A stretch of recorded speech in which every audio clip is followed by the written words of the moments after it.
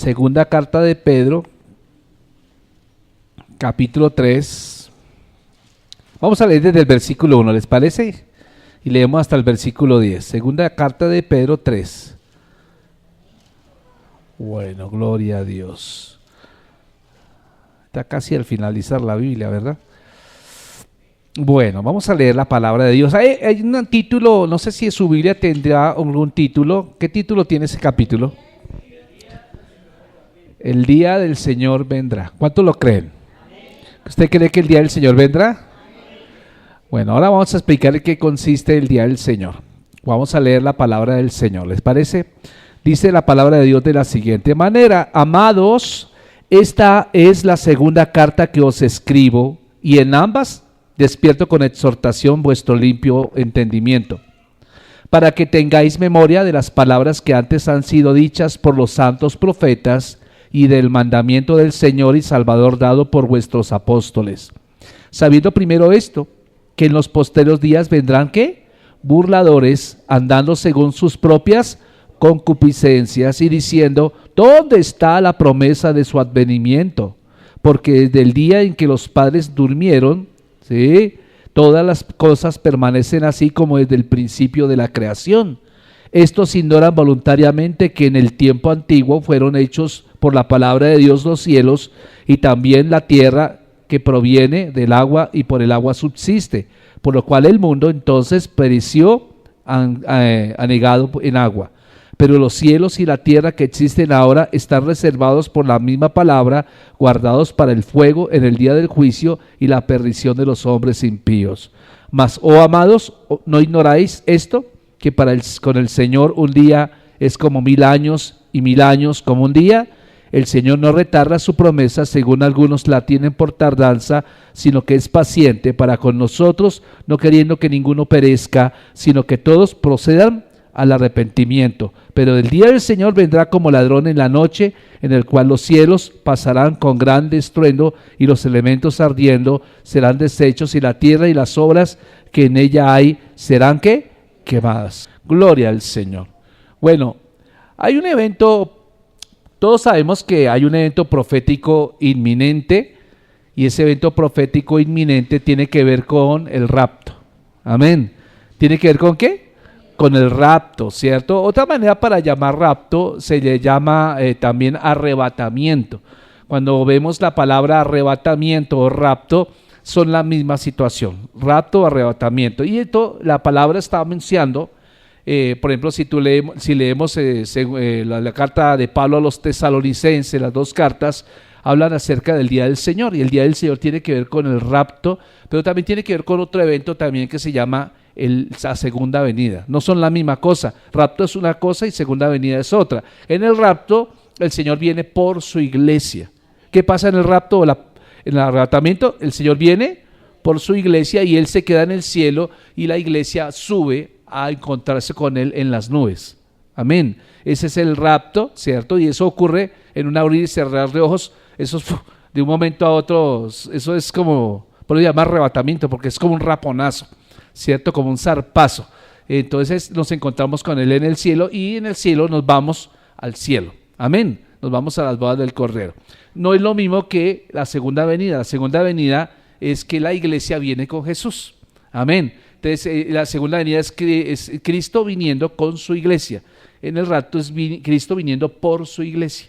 Amén. Entonces la segunda venida tiene que ver con al finalizar la gran tribulación. En ese mismo momento en que nosotros vamos con el cielo, en la tierra empieza un periodo que llama la gran tribulación, donde Satanás, hará de las suyas, ¿verdad? Perseguirá a todos aquellos que hablen de Cristo en esta tierra, y habrá un periodo de salvación para las personas en la gran tribulación, más sin embargo, esas personas sufrirán. Entonces, por eso es bueno recibir a Cristo en este tiempo, amados. Es bueno hablar de Cristo en este momento, porque estamos en el momento de la gracia. O sea, la gracia significa que Dios no nos trata como merecemos, sino nos trata como no merecemos. Nos da lo que no merecemos y no nos da lo que sí merecemos. Eso es gracia. ¿Aló? Entonces, por eso el Señor nos trata con este tiempo, en el tiempo de la iglesia trata con gracia, mas no en la gran tribulación. Quienes se queden para la gran tribulación no serán tratados de igual manera, porque ya ahí sí Podríamos decir de alguna manera que ya no son salvos por gracia, sino son salvos por obras. Ahí sí tienen que sufrir para ser salvos. ¿Entiende lo que estoy diciendo? Esa es la gran diferencia. Entonces, cuando encontramos este escrito de Pedro, vaya conmigo hacia la Biblia, mire con detenimiento el capítulo 3, vamos a encontrar que Pedro le habla a la misma iglesia que le habló en la primera carta. Si ustedes miran allá, vayan conmigo al capítulo 3, dice: amados, esta es la segunda carta que os escribo, y en ambas despierto con exhortación vuestro limpio, ¿qué? Entendimiento. Quiere decir que antes, si hay una segunda carta, había una primera, y la primera es la que usted ve antes de esto.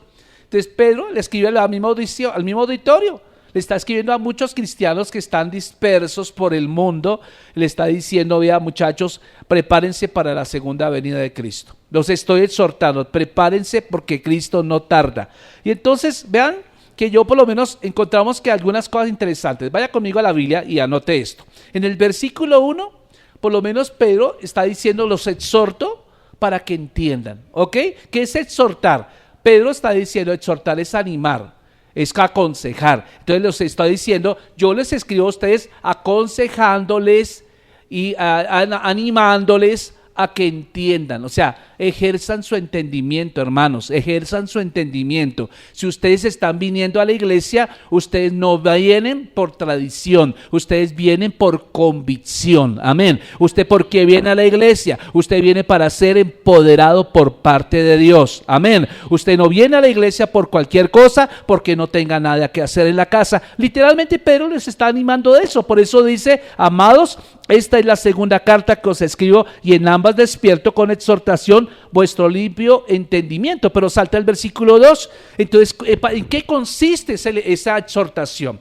Y Pedro lo dice en el versículo 2, dice: para que tengáis ¿qué? Memoria de las palabras que antes han sido dichas por los santos profetas, y del mandamiento del Señor y Salvador dado por vuestros apóstoles. Entonces, Pedro, ¿qué está diciendo? Recordemos, hermanos, ustedes que saben la Biblia, que ustedes leyeron los antiguos profetas. Los profetas hacen referencia al Antiguo Testamento, ¿me entiende? ¿Cuántos saben que en el Antiguo Testamento el Señor anunció que Él habría de venir? ¿Cierto? Vino por primera vez, ¿cierto? Pero también los profetas anunciaron de que Él habría de venir por segunda vez. ¿Aló? ¿Está conmigo todavía? No se distraigan, por favor. Entonces, lo que está diciendo Pedro es que nosotros no podemos olvidar lo que la Biblia dice en el Antiguo Testamento. Pero luego Pedro lo dice ahí en el mismo versículo 2, dice: hagamos memoria de las palabras que antes habían sido dichas por los santos profetas, y del mandamiento del Señor y Salvador dado por vuestros apóstoles. Entonces, Jesús vino y dio una palabra cuando se escribieron los evangelios. Y luego, ¿quién la replicó? Los apóstoles. Entonces, esa palabra se llama Nuevo Testamento. Entonces, literalmente Pedro está diciendo: les animo, hermanos, nunca olviden lo que el Señor les está diciendo en toda la Biblia. ¿Aló? ¿En toda qué? La Biblia. Pero vean que sigue diciendo, versículo 3. Entonces, ¿qué es lo que está diciendo? El Señor lo advirtió en Mateo capítulo 24. El Señor está diciendo que en los últimos tiempos, en los posteriores días, vendrían ¿qué tipo de personas?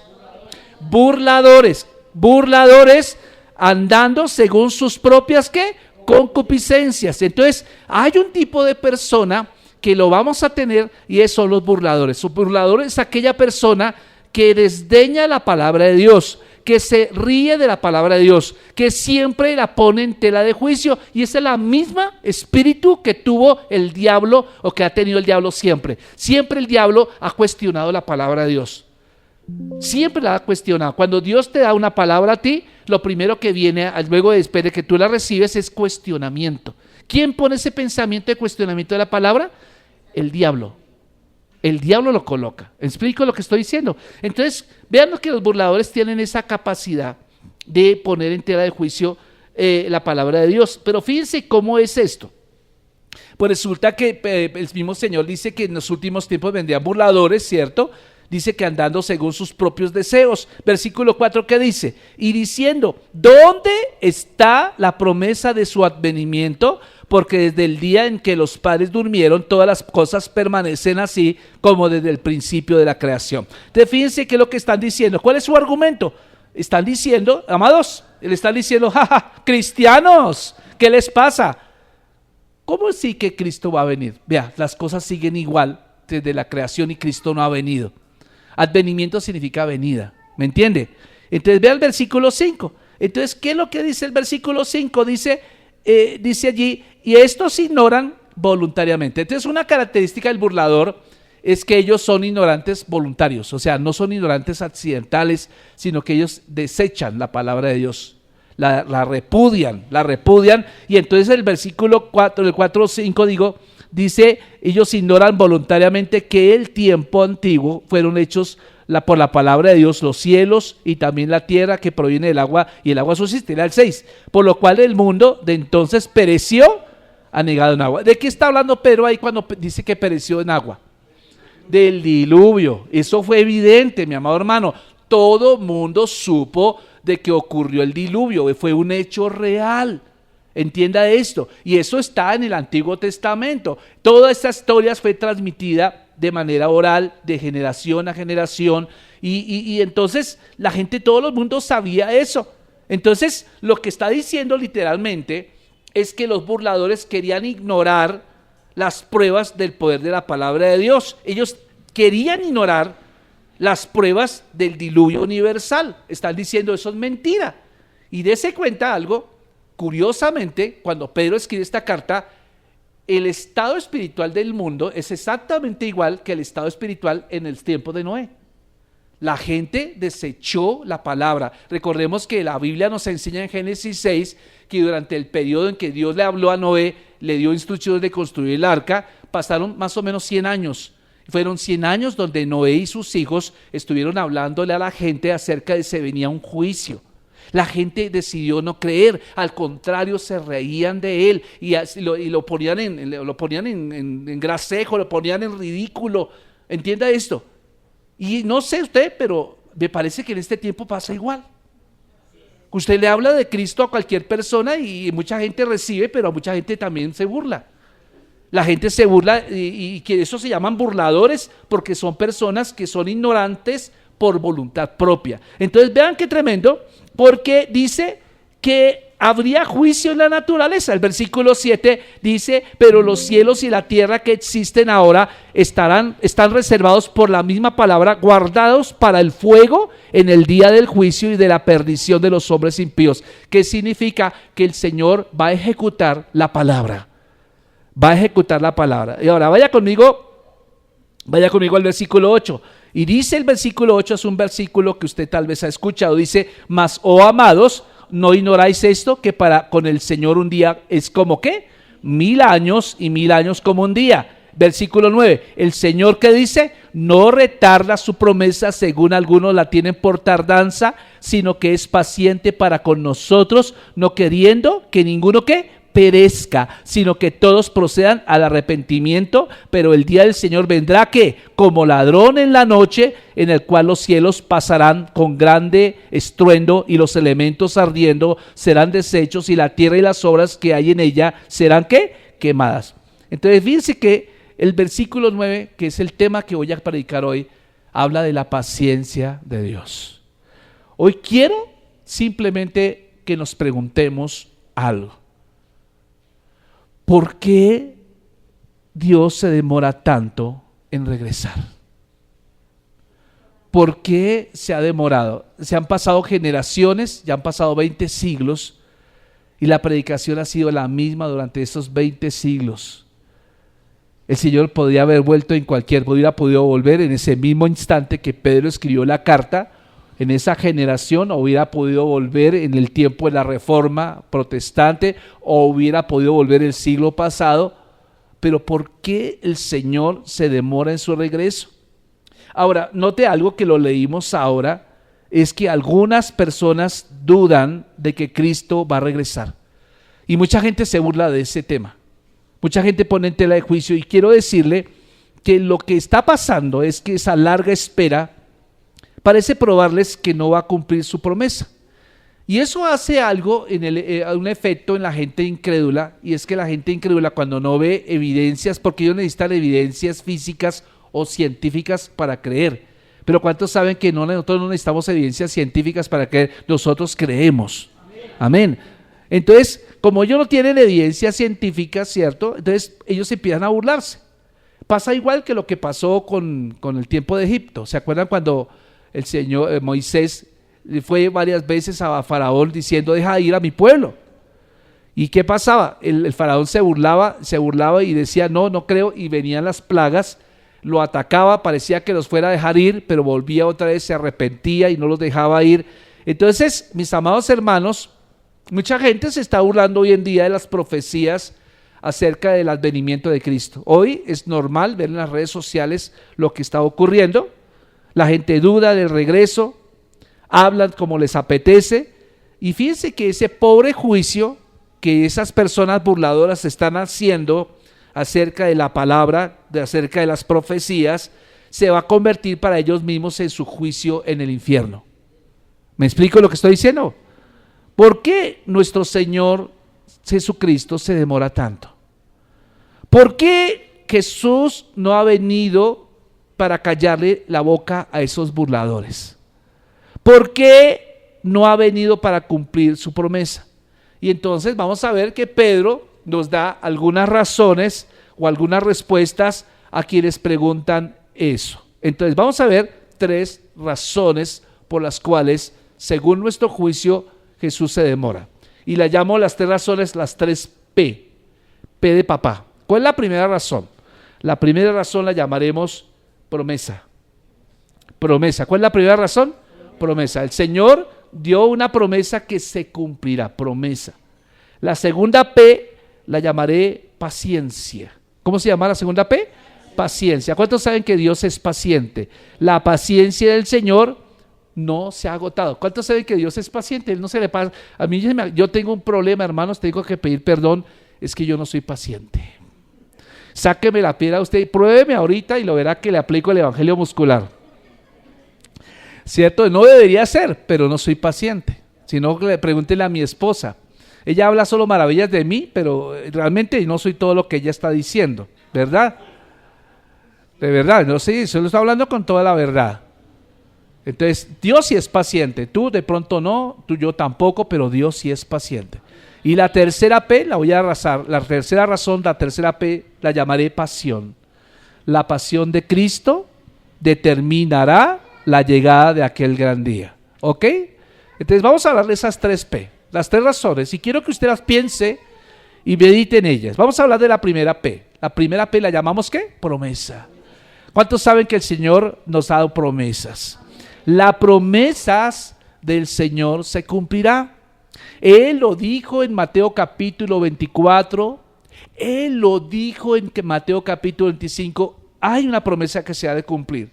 Y Pedro, recordando esas palabras que el Señor les dio a ellos cuando eran sus discípulos, él dice, la promesa del Señor no retardará. La promesa del Señor no se tarda. Ahora, ¿por qué se retarda?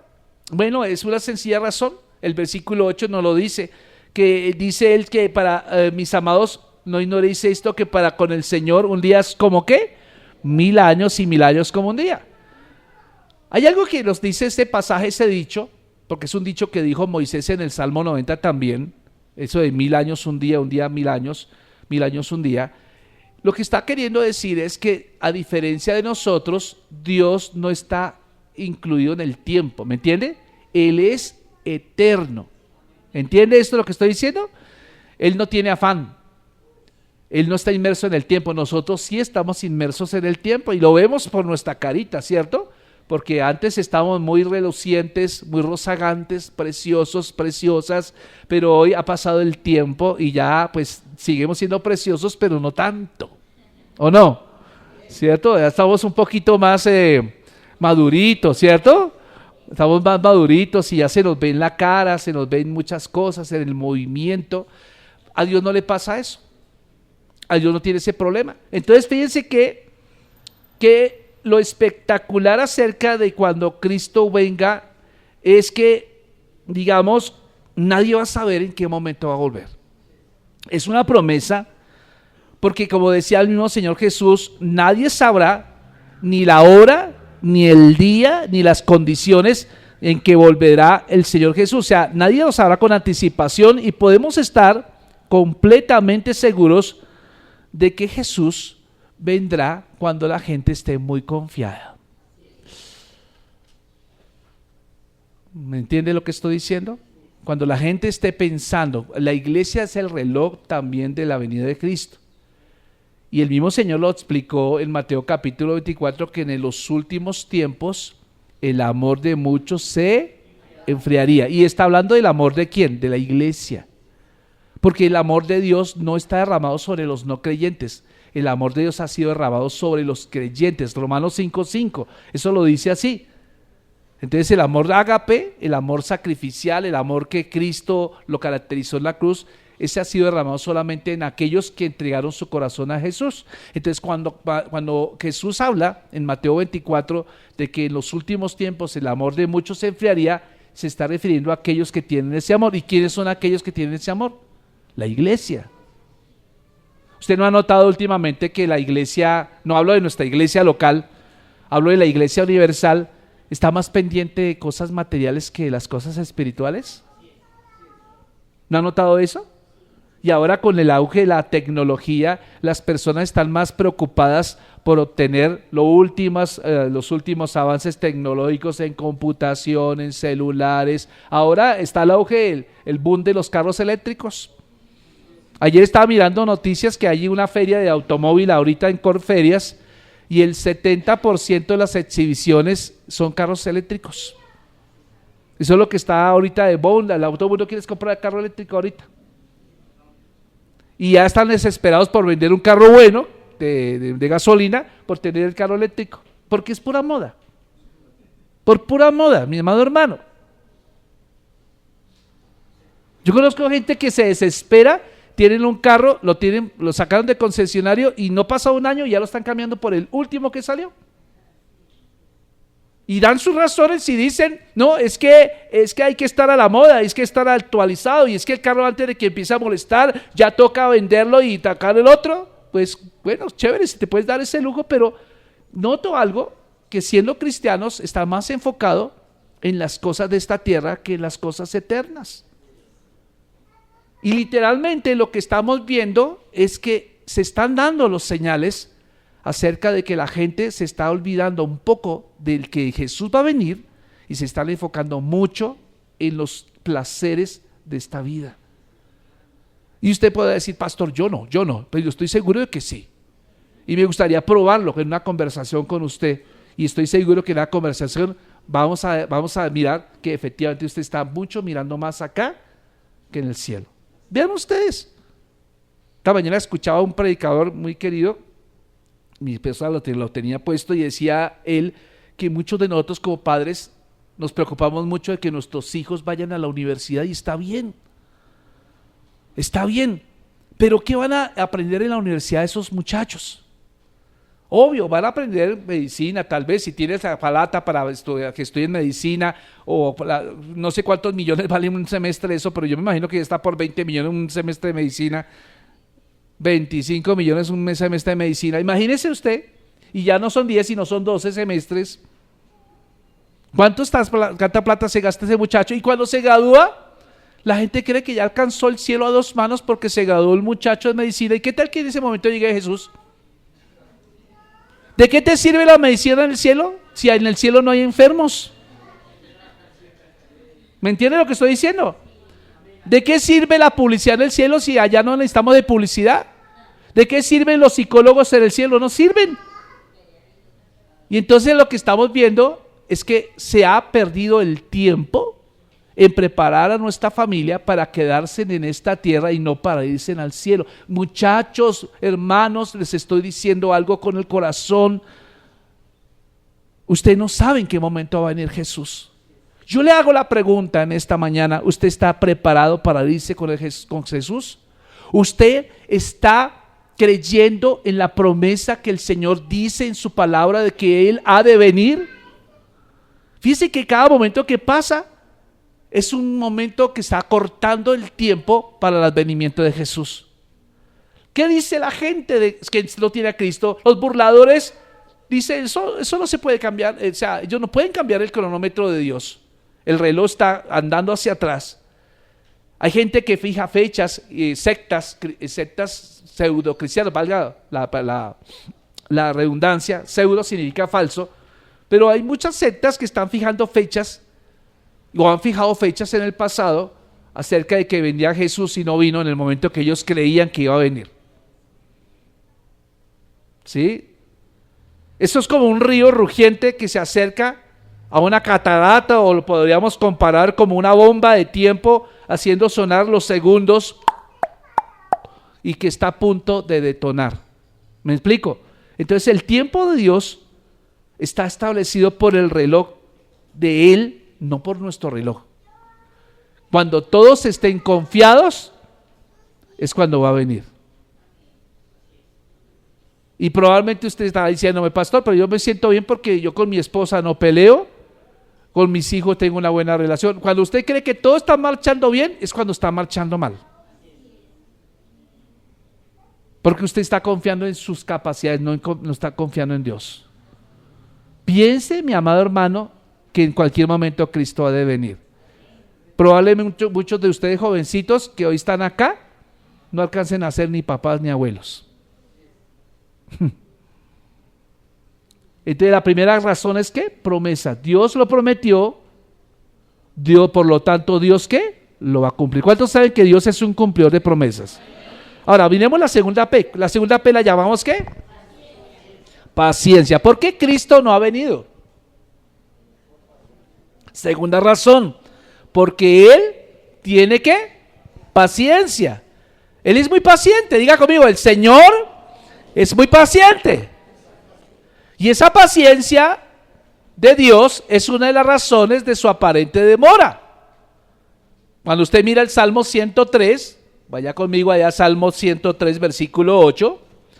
Note lo que el salmista decía, Salmo 103, versículo 8 al 10. Dice, misericordioso y clemente es Jehová, lento para la ira y grande en misericordia.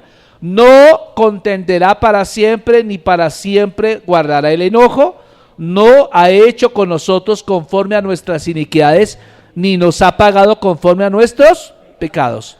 Entonces, fíjense que David, cuando escribió este salmo, que probablemente lo escribió ya en su vejez, David reconoce, Dios es misericordioso, Él es clemente, lento para la ira y grande en misericordia.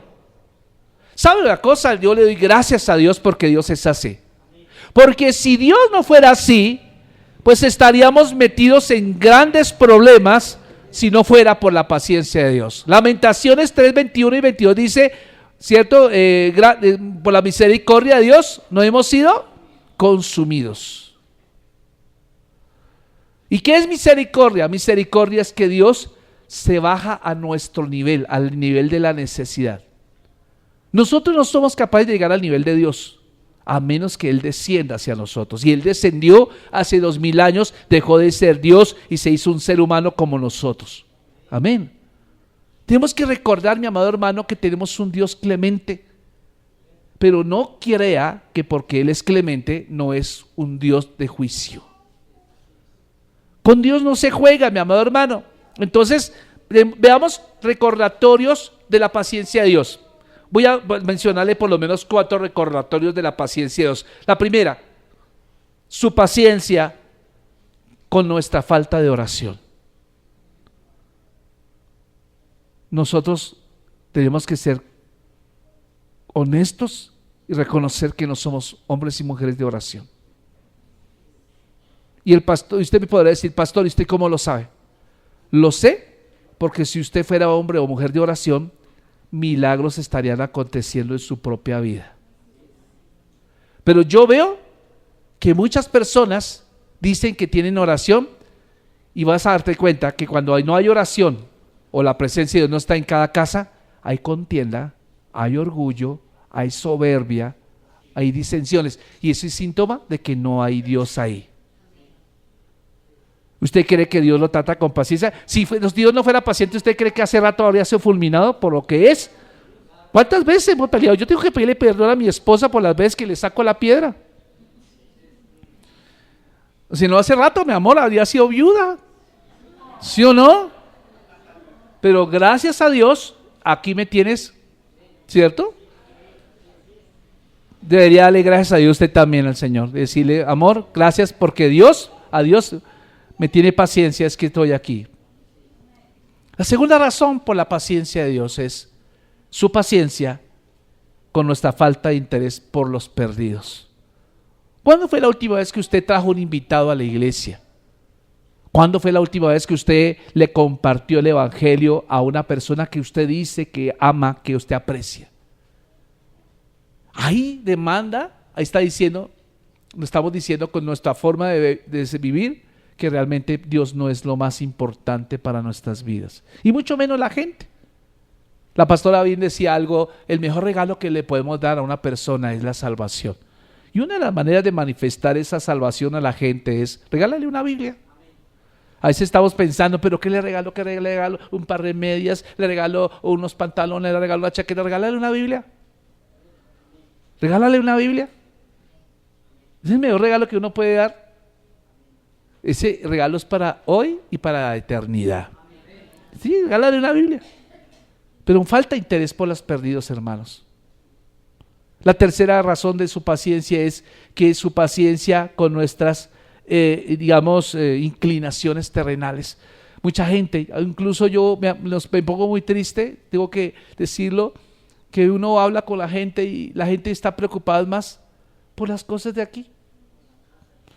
No, es que tengo que hacer, es que tengo que trabajar el domingo, no, es que tengo que hacer esto y lo otro, es que mi primo que hacía rato y tengo que atenderlo, llegó con una cruda, entonces me toca hacerle una bomba para que se le quite la cruda. Y uno escucha eso de cristianos que se supone que son cristianos realmente comprometidos. Uno dice, pero hermano, ¿realmente usted está centrado en Dios o está centrado en este mundo? Entonces quedaríamos como aquel hombre que describe Lucas, como aquel hipócrita que dice, Señor, yo voy al domingo a la iglesia, doy mis diezmos y no soy como estos sinvergüenzas que pasan por el frente de la iglesia. Señor, tenemos que tener cuidado con eso, amados hermanos. Él es paciente porque Él sabe que muchas veces estamos inclinándonos más hacia las cosas mundanas que hacia las cosas de Él. La cuarta paciencia es que a pesar de nuestras inconsecuencias, ¿qué significa? Que no somos coherentes entre lo que hablamos y entre lo que somos. La pastora decía algo ahorita que me llamó, no es suficiente conocimiento, se necesita obediencia. Y la obediencia se necesita con sabiduría. Sabiduría es aplicar el conocimiento que ya tienes de lo que has recibido y aplicarlo a tu vida práctica. Y en realidad, yo te digo una cosa, Dios no te va a juzgar a ti por lo que no conoces de Dios. Él te va a juzgar es por lo que sí conoces de Él y no has puesto en práctica. ¿Me entiende lo que estoy diciendo? Entonces, usted y yo tenemos que aprender algo. ¿Por qué pues somos nosotros tan impacientes con el cumplimiento de su promesa si Él es paciente? ¿Cuál es el afán de que venga rápido Cristo si no hemos hecho lo que tenemos que hacer? Somos muy afanados, ay, ojalá Cristo venga rápido, ay, ojalá venga rápido Cristo, ay, esto se puso terrible, el dólar bajó, ay, Dios mío, esto así que... Hermano, si usted no ha cumplido la tarea, ¿cuál es el afán? Haga la tarea. Debemos esperar el regreso de Cristo con confianza y con deseo. Vaya conmigo a la primera carta de Juan 2:28. Primera carta de Juan 2:28 dice, y ahora, hijitos, permanecer en Él, para que cuando se manifieste tengamos confianza, para que en su venida no nos alejemos de Él avergonzados. Primera de Juan 2:28. ¿Qué es lo que está diciendo? Y ahora, hijitos, permanecer en Él, para que cuando se manifieste tengamos confianza, para que en su venida no nos alejemos de Él. ¿Qué? ¿Cómo te crees que te va a encontrar el Señor cuando venga? Yo te pregunto a ti, porque sabes, la vida diaria es la mejor escuela para decir si somos o no somos cristianos. ¿Cómo es tu casa? Dime cómo es tu casa. ¿Hay peleas? ¿Hay discusiones? ¿Hay orgullo? ¿Hay falta de perdón? Si eso es lo que ocurre, yo te puedo decir a ti, se va a cumplir ese 1 Juan 2:28. Probablemente te alejes de él avergonzado. Mucho que pensar, muchachos. Jesús está próximo a venir. Prepárate. Ahora voy a hablar de la tercera C. La tercera C se llama pasión. Y esto tiene que ver que la pasión de Cristo determina la llegada de aquel día. Y fíjense que Pedro dice, no queriendo que ninguno perezca. Jesús no quiere que ninguno perezca. Todos, el Señor quiere, y se fue a preparar vivienda para todos, según Juan 14. Él se fue a preparar un hogar para nosotros, moradas. Y su promesa queda declarada en la salvación de las personas perdidas. Cristo vendrá cuando se ha ganado la última alma para completar su esposa. ¿Qué significa? En este momento, bueno, hace unos años, puedo decirte que 50 años atrás, la palabra de Dios se han completado muchas traducciones de la Biblia a diferentes idiomas. Se dice que ya en este momento hay más de 7,000 lenguas a las cuales se ha traducido la Biblia. ¿Me entiende? Entre ellos están los idiomas principales que usted conoce, el inglés, el francés, esos más lenguas nativas, ¿cierto? Aborígenes. Y les cuento algo, ya se ha traducido mayoría de lenguas. O sea, yo puedo decirte que cuando ya se sepa en todo el mundo quién es Cristo, es cuando Él viene. ¿Me explico? Entonces, cuando usted reciba un versículo, un folleto, un tratado, y diga ahí, porque de tal manera amó Dios al mundo que se ha dado su Hijo unigénito para que todo aquel que le cree no se pierda, mas tenga vida eterna, y se cree en Cristo, recíbelo hoy. Ya que usted haya recibido y haya entendido eso, ya usted queda completamente culpable ante Dios si no recibe el regalo. Ya se dio. Entonces, la última persona que reciba ese mensaje es el reloj donde Cristo vendrá. ¿Le cuento? Con el auge de las redes sociales, porque ahorita en TikTok, yo por lo menos yo veo TikTok y hay gente que transmite en vivo, y entonces yo puedo ver qué está ocurriendo ahorita en Seúl, Corea, que tenemos como 14 horas de diferencia con Seúl. Y en ese momento usted puede abrir TikTok y hay alguien transmitiendo, caminando por las calles de Seúl, mirando ahí cómo venden comida callejera, toda la cuestión, mientras allá es de noche o madrugada, aquí está de día. Las redes sociales ya facilitan la expansión del evangelio. La televisión, antes era la sola radio, luego pasamos a la televisión, luego los impresos, pero ahorita con las redes sociales es muy fácil que la gente sepa quién es Jesús. Ya con que todo el mundo lo sepa, ya Jesús ya queda habilitado para venir. O sea que Él no es un Dios injusto. Amén. Pero Él sí quiere que usted se involucre en la cuestión de predicar el evangelio. Cada día, mi amado hermano, que pasa, el arrebatamiento está más cerca. Y el arrebatamiento, el mensaje del arrebatamiento, del rapto, es un llamado a que la gente se arrepienta, porque si no, se pierden.